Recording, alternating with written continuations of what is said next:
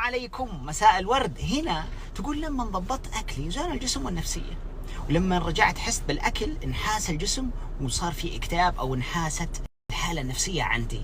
هنا عارفين أنه الأكل له علاقة بشكل مباشر مع الجسم أو حالة الجسم، ولكن هل له علاقة بشكل مباشر مع الحالة النفسية؟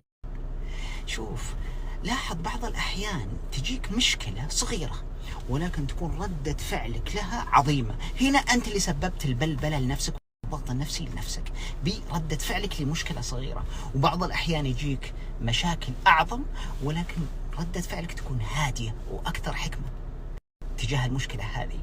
إيش اللي حدد ردة فعلك تجاه المشاكل هذه؟